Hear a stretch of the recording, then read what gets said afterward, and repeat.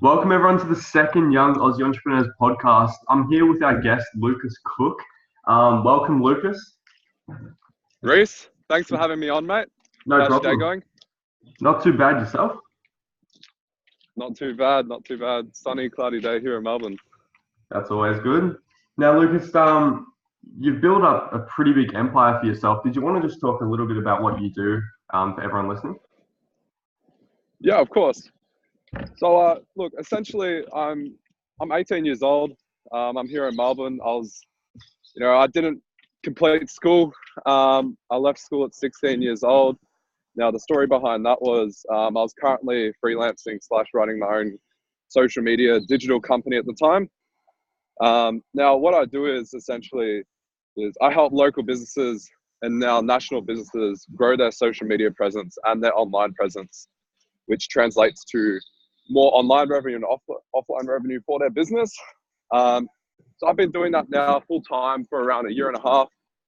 Ty Lopez was the one that got me into that. I took one of his programs. I'm actually in his exclusive 300 group.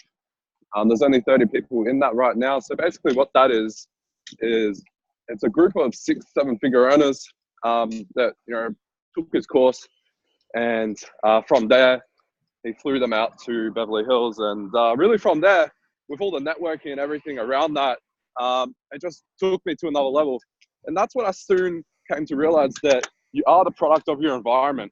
Now, when I was surrounded by these great people that are doing so much better than me, I felt like I was doing nothing. And I started to learn, their routines, the way they go about things, the way they run their business, their perspective. And then, one thing led to another, and I would say, we're gonna hit well above 7 figures this year in business alone. So the journey's been great so far, but only up from here. Yeah, definitely. I mean, you've achieved a lot at such a young age. You talked about Ty Lopez and the power of networking. How important do you think someone like Ty as a mentor, and just mentors in general, how important they are? I'd say mentors in general, you got to be careful on who you listen to, because if you listen to too many people, you are going to get misled, and not misled in the way of, wrong advice, but misled in the way of what advice do I take on board? Yeah. What I used to listen to a bunch of people, Gary Vee, Greg Cardone, Ed Marlette, all these gurus in the self-help space and motivational space. And, everyone's got their own different 2 cents, right? So, eventually you gotta come down to a point where you got to decide who you're going to listen to and who you're going to have as your mentor per se, whether that's an in-person mentor or an online mentor. Because in my opinion, if you're listening to everyone, you just don't have that congruency on sense of direction. One moment you're over here thinking this, the next moment you're over here thinking that. So it's important you can stay grounded in that area of having a mentor and picking who you are gonna, piggyback off. Yeah, I think that's really important along the journey. Talking about along the journey, how have you gone? Because obviously business is never a straight road up. How have you gone with setbacks and failures along the way? Setbacks and failures along the way. I've changed my perspective on setbacks and failures because, I've had so many of them, and if I looked at it as a setback and failure, it would honestly make me feel so shit. I wouldn't be where I am today. Otherwise, I look at them as learning experiences. So how can I take this lesson and apply it to my business or my personal life and actually turn it into a win? What do I need to make different from this experience that I did not win in? How can I take this as an experience and reverse it and, analyze that and make it a win? So, I'm not really fussed on setbacks and losses. I'm really fussed on how can I make that into a win, and what caused the loss in the first place? What was the root of it? That's what's really changed the game for me. I used to get really upset, when I lost and when I had setbacks, what have you, just like every entrepreneur. But, long term, if that's the way you look at it, you're going to be very disappointed. It's part of the journey. It's inevitable, in my opinion. Yeah, I think that's important. I don't listen to him too much, but I know Gary Vee talks about, the micro and the macro, thinking bigger picture, long term, and the short term failures and, well, not failures, but just learning curves are a part of the journey, and they're always going to be there. So I think that's important. Now, Absolutely. Love Gary Vee. yeah, definitely. You talked about before this podcast, we were talking about how you actually scaled your business so quick. What sort of methods for people just starting out in business could they use that you have done to get where you are today? Look, something I learned from Mark Cuban, I think it was Mark Cuban. Um, if you're starting out in business, my advice would be get out of the fucking rut as soon as you can. Yeah. Get out of having zero revenue and start making revenue as soon as you can, because the sooner you can do that, the sooner you have a lot of stress off your back. So my suggestion would be go out there and spend your entire, if you're running a service-based business, spend your entire 9 a.m. to 5 p.m. when you're allowed to cold call to these businesses. Outside of those times, Yeah. I think it's 6 p.m. is illegal, believe it or not. So spend your whole business day doing revenue generating activities. Now, revenue generated activities, that is cold calling, that is prospecting in general. That's sending cold emails, that's going door to door. Now, the method that I used to scale my business so quick was exactly that. And I used the after hours and before hours to work on the clients. So, in terms of, scaling quickly, my suggestion would be spend the whole business day prospecting and spend the after hours when the business owners aren't awake, I guess you could say, Yeah. working on your clients. And that way, you're doing everything you can deep down to grow your business. Otherwise, someone else that's working, twice as hard, they're going to get your clients, because the beauty of social media marketing is most of the time that if you're there before anyone else and you show them the value before anyone else, chances are you're going to win their business, because social media is now. People want to get started now. They don't want to wait, because every minute, every moment, every day, these business owners wait, they are losing their customers to competitors. Yeah, that's really important because I think you did tell me you were making well over 100 calls a day, which is pretty big numbers that you're putting up. Was that 9 to 6 period solely cold calling, or were you meeting up with clients as well? So generally, I'd start out in the morning, smashing the phone from 9 a.m. to about 1 p.m. Yep. And if I had meetings from 1 p.m. to around 5, I'll take the meetings around then. So I'd be able to fit in about 8 meetings. Okay. But if I didn't have any meetings, I would keep calling at 1 p.m. through to 6 p.m. Mm-hmm. And I'd easily be able to smash out 200-300 calls. And no, it's not easy at all. It's very hard hearing 200 no's to get, 5 yeses or, 2 yeses. But, through volume, you do find a few golden nuggets that actually do need your service. And sales is just a volume game. It's nothing to take personal. It's you almost have to remove your emotions, right? Yeah, definitely. I'm not sure how much cold calling or approach that you've done, but there's an aspect of sales where you just got to say to yourself, I'm making 200 calls, and it's almost like you're not becoming robotic, but you're removing your emotions. This is what I'm going to do. This is my goal. I'm going to get this many appointments, and out of this many appointments, I'm going to get this much business out of it. And you're not going to let your feelings or emotions get in the way when someone says no, or, maybe even abuses you. So it's always about every call knowing that you're getting closer to a yes, and then eventually, step by step, you do grow your business. And theoretically, when you do start your business, it's step by step that you do get ahead. If you try to get ahead too quickly, there's a saying, you try to jump too many steps at once, you fall over. So my suggestion would be step by step, you get ahead, learn as you go, and really just keep pushing and reiterate what you're doing. Reinvent it, review and assess.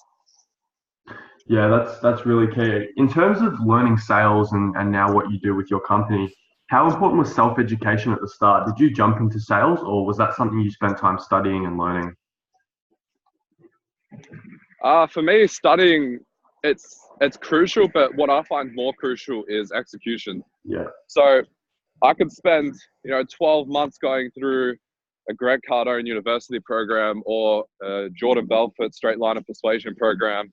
Yeah. These are some of the sales programs that I took, but I took the programs, and at the same time I was executing alongside. So learning, it's definitely helpful, because if you can get on someone else with 30 years of sales experience and have them as a mentor that pushes you to where you need to be, you're going to get there a lot more faster. So my suggestion would be definitely join a program. There's a sales program. There's a program out now that's going for $99 per month. It's Grant Cardone Sales University. Yeah. Now that is going to change your perspective and the way you do sales. You will be able to start selling. There's a system around sales. You have to engineer the process. There's a cycle, and we need a mentor for these types of things, because when you are selling, you can't just go in there with your eyes closed. You need to know what questions are going to be asked. You need to know what's going to lead to the sale. You need to know at what stage you're going to ask certain questions. And you really need to know, how to build certainty. You need to know how to build demand. You need to know how to, all these different areas of sales. You need to know that. And without having a mentor, you're going to have to spend a lot more time on your own to figure that out. Or you can just spend a little bit of money and learn that quickly and start executing and, learning all of that. But my biggest tip on that would be, go out there and execute the strategies, because theory and learning this stuff, it's great, but you get so much more insight if you're in the battlefield, going hard, going all in, all day, every day. You'll be surprised at how much you can pick up if you go all in and have a wholehearted commitment. It's not about half-assing the sales effort. It's about going all in and prospecting. For example, Francesco, did you have an interview with him? Yeah, podcast with him? Yeah, first podcast. Yeah, great. I saw that. So now Francesco, for example, this is how I generally do my sales day in and day out. I jump on the phone, and while I'm waiting for the phone to ring, I'll do LinkedIn on the side. So I'm sending out a few hundred LinkedIn messages per day while I'm doing cold calls as well, back in the day. So Francesco was actually someone that I met up with. And if you go through my LinkedIn messages over a year, I had restaurants as one of my niches. I've messaged about, I think, 95% of all restaurant owners in Australia. Wow. So I've actually run out of people to message. So I've had to go through the different industries now, because I've hammered LinkedIn and I've hammered the phone that much. Now, Francesco, the person that you interviewed, that's someone that I was able to get in touch with. Unfortunately, wasn't able to do business with at the time, but it's amazing how much of a small world it is when you do sales at scale, because you reach everyone and everyone starts to interconnect and remember each other. And then for all eventually, you add value to one person over here, and then they start speaking about you over here, and eventually start to do business with everyone. And that's when everything starts snowballing, when you start adding value through these calls and through these LinkedIn messages. And that's when you get recognized. Yeah, I really like that point. Talking about investing in programs, because I'm currently on Cardone U, and it's great. Just once you make a call, something goes wrong, you go back into the video library, learn what you did. But in terms of investing money into programs, I tend to think of money as a tool. I guess there's a lot of conflict about greed and money and stuff. What do you think of money, how it can help businesses? Because a lot of people tend to not like the thought of money. A lot of people do think money is evil. And to be honest, without money, you can't really do anything, right? So first of all, as a business, it's essential, right? If you don't have any money, if you don't have any sales, you're not going to be in business for long. So first of all, it's essential. Money. Sorry, what was the question again? So what's your view on money in being a tool for businesses? Absolutely. So look, money as a tool for businesses, you need money to scale. You need human capital. You need human resources. So it's vital to have money come in, because if you don't have money coming in, you won't be able to hire. If you don't have money coming in, you won't be able to hire resources that do help you deliver on your clients' needs. So money is a tool for businesses. Try to get as much as you can as soon as you can, because the sooner you can do that, the higher of chance, the higher probability that you will get ahead. So, my tip of the day is just get the money first. That should be your number one priority. Yeah. And of course, service your clients along the way. Make sure that they are actually getting a good deliverable, getting a great result, because word of mouth for a service business, especially, that's the key of the game. Because one person knows so many people. You would be surprised. Once you start adding up all these word of mouths, before you know it, you're getting just as much warm referrals than you can really ever imagine. So money is the key to grow your business to start with, but eventually you do reach a point where, okay, now for me, it's about how much revenue do I want to get to, and how many clients do I want to get to before, I guess you could say, before I'm taking on too much work that's unmanageable and more stress than good. So there does reach a point in my business, especially, where I have to think to myself, I don't want to take on that many more clients, because theoretically, I'm not going to enjoy the business if I do that. Yeah. It's sort of defeating what I got into the business for. Now, there's a few reasons why I got into the business, and my belief is that there's a lot of digital marketing agencies out there that are unethical and do, take clients' money and don't deliver results, and do lock in clients in contract and all these different sort of things. But there comes a time where you've got to think about, what is that goal of revenue that I do want to reach, and have an expectation of the workload, right? Because you'll be surprised at how stress you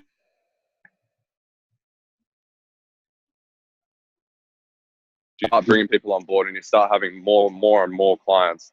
So get the money to begin with, and then just focus on that, and the rest will fall into place. So at what point for you did you start using money as a tool to outsource the work or delegate tasks to employees, and when did you start expanding?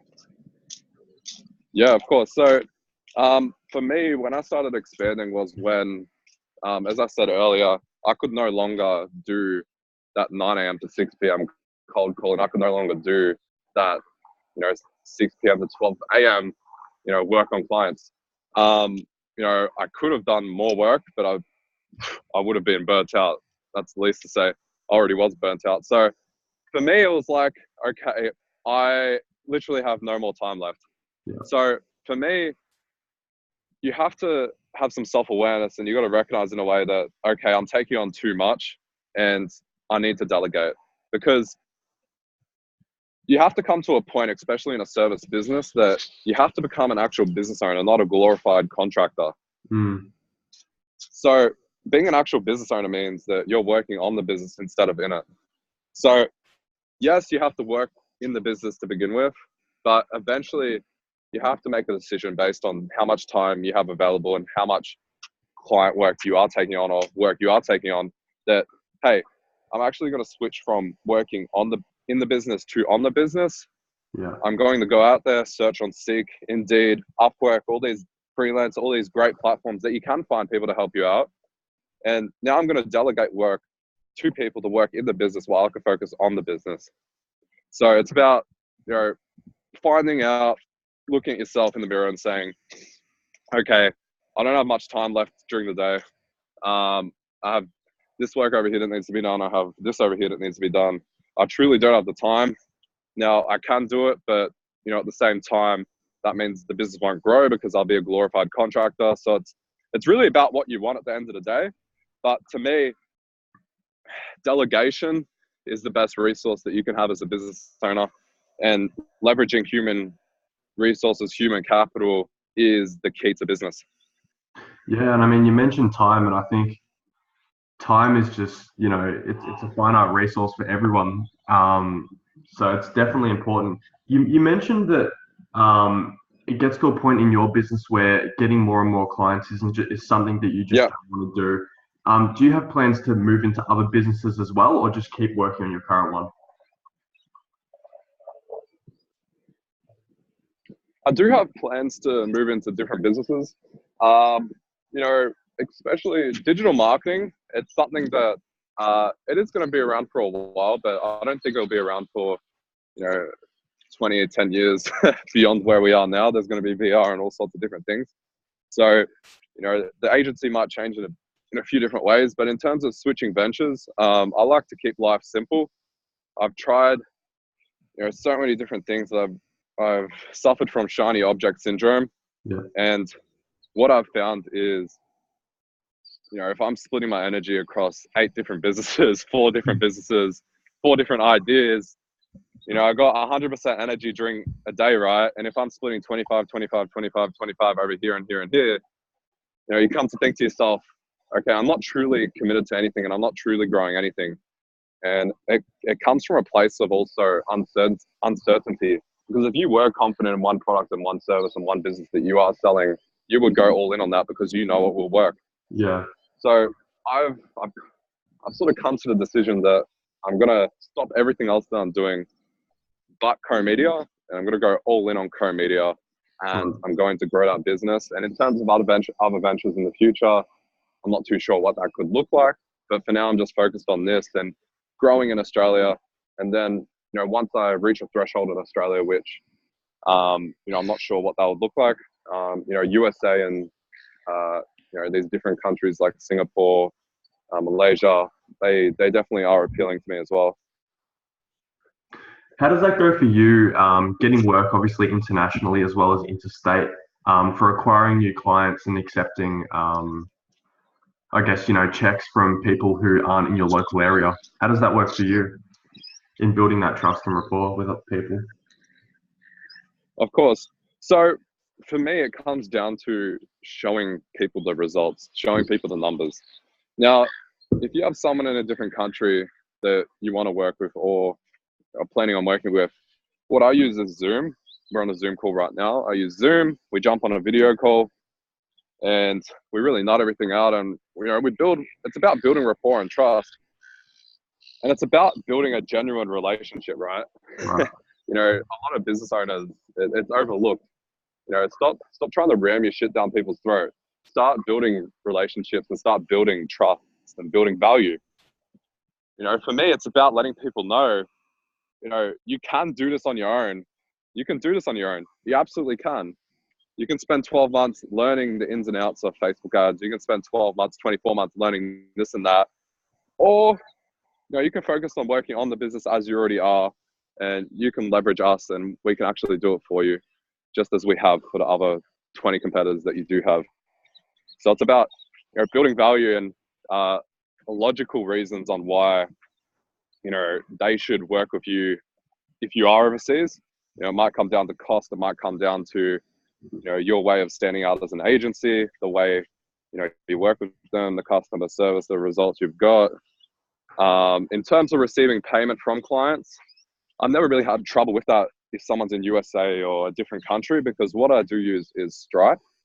Now, Stripe is super convenient, super easy to use. You can plug in an Amex card, a Visa or MasterCard from a client if they're in USA or some other country in the world. It accepts cards from hundreds of countries, every country basically. So in terms of receiving payment, that's fine, no tax, just Visa or MasterCard essentially.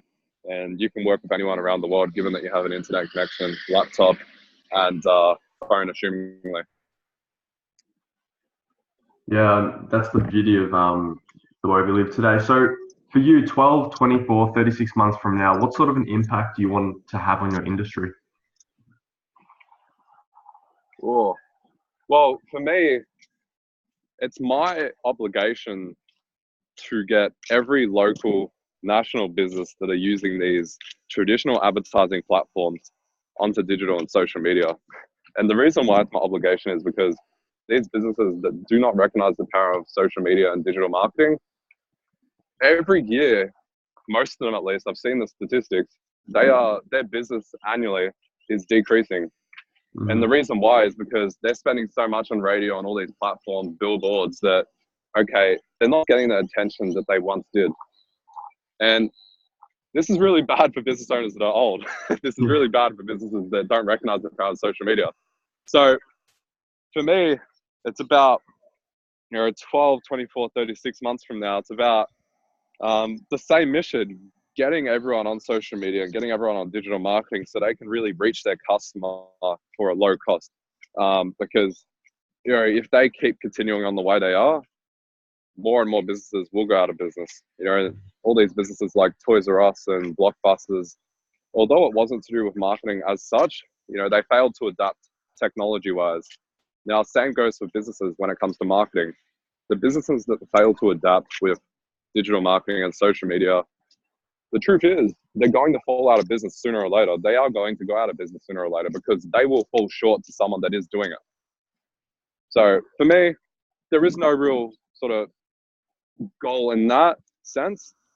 It's just my obligation every day with the resources I have to reach as many businesses in Australia to let them know, the value of social media. And that's why I'm holding things like, these, not sure if you saw earlier, the workshops, the seminar I'm hosting at Melbourne Convention Centre very soon next month, about why social media is a must for business owners. So, it is a great way to get leads, don't get me wrong, but it's also a great way to inform the community on, why social media really is a must. Because, if you're using these traditional platforms, really, you're just, quite frankly, putting your money in a furnace. It's not really working anymore. So, yeah.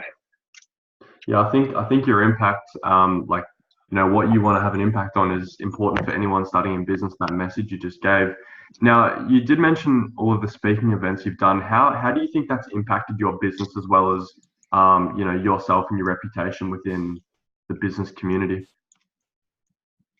It's funny. I was speaking to my vice president of sales, Patrick, and a few other people in the business that are doing the cold calls and outreach, inbound stuff. Now, I learned a great perspective, I guess you could say. I experienced a great perspective when I did my first speaking event, which was not too long ago. It was last month, or my first real one last month. It was a real workshop. So now, what I've experienced is that there's a big difference between you going to them and them coming to you, right? Yeah. Now, what I found is when I did a speaking event, when I did a workshop per se, and I was giving for free, I like to use Gary Vee's analogy: give, give, give, take. Now, for me, it's literally give, give, give, and they feel obligated to give you something in exchange because you're giving them something. Right. So, in terms of sales and inbound stuff, this in-person speaking events, they changed the game for us in the sense that now every 15 people in the event, we know we're going to get 3 meetings out of it that are, highly, highly hot. The reason they're there is because they want to learn why social media is a must for their business. Right. They're very hot leads. Instead of calling 100 people and busting your balls, and you going to them and not begging for their business, but essentially, you're going out there cold to make your friends with a stranger. It's a lot more easy to get leads that are warm and in person, and you're on stage and you're giving value for free. Maybe not for free, maybe for $20 a ticket, but it's very similar. And then them coming to you and making a line to ask questions at the end of the seminar, it's game changing for any business, and I highly suggest it because that sense of difference, it's so small, you coming to them and them coming to you, but it's so big in the perspective of sales because you're no longer selling them, they're selling themselves on you. Yeah. So, lastly, you started CoMedia at 16, correct? Yeah. Yeah. So, for the younger demographic in YAA, how did you go with having not spent any money with actual businesses to then getting these new clients on when you were first starting out? Yeah, so I was in a pretty unique situation. Back in my day, I had a clothing brand. Okay. So it was a clothing brand called Street Falls, if anyone knows that. It was stocked in a few stores. Yeah. Well, long story short, I did have experience in Facebook ads, because I had to grow my clothing brand one way or another. Okay. So when I ran my clothing brand, I used to run Facebook ads. I used to work with influencers, Joel Fletcher, Alex Hayes, all these surf skate people in Melbourne, DJs. Right. They were wearing our clothing and they were promoting it through social media, etc., etc. But in terms of learning, it Facebook Blueprint, I started there, but really it just came down to executing. It's going to cost some money, you know, for you as well with drop shipping and e-commerce. What you're doing, you would agree with this 100%. It takes money to sort of not make money, but it takes money to learn, you know, because you got to spend and experience it yourself. You got to get in the playing field and actually feel it happen, because then you also build belief when you see it with your own eyes. And that's when you build certainty. And when certainty happens in business, that's when you start to make big leaps of faith and you start to trust your intuition more. So it comes down to getting in the playing field and learning, you know, Facebook ads and learning everything. And eventually you start to get more confident with yourself in terms of, you know, whatever it is you're pursuing. There's only so far theory can take you, essentially. But if you're a young bloke, there's no better time to go out there and do something in today's world. If you're 16, 17, 18 and you're living at home, what have you got to lose? Yeah, exactly right. You don't have anything to lose, and that's the best thing.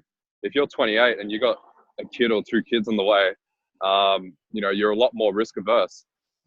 And I don't blame you, because you know, you got to take care of the people around you. You have no one to take care of you around you, assumingly.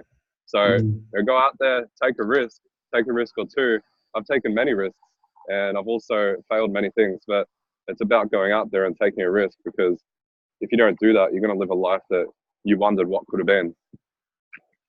That's a really powerful message to leave, you know, the end of the podcast. For everyone listening, where can they find you personally? For you, you mentioned you've got a few events coming up. Where can people catch you? I know you're in the group as well. Yeah, for sure. Look, you can message me on Facebook, Lucas Cook. You can also find me on Instagram, LUCASCOOK. Yeah. Happy to answer any questions. Happy to help out if you need help with anything. In terms of where you can find me for a next event, I'm going to have that posted on my Instagram page soon on a story. I'm going to start getting more active on there. Past 9 months, 12 months, I haven't been really active on my social medias, because I recognized, okay, I actually got to build something. I got to build something worthwhile. So, you know, social media was a distraction for me, but you can find me on there. I'm going to start being more active. Love to interact with you all. And if you have any questions, again, feel free to message me and I'll be happy to help. Perfect. Well, it's been great talking with you, Lucas. Learned a lot of gold nuggets that I'm going to take away for myself. So thank you so much for being on. Thank you. Great. Thanks for having me, Reese. No Cheers. problem.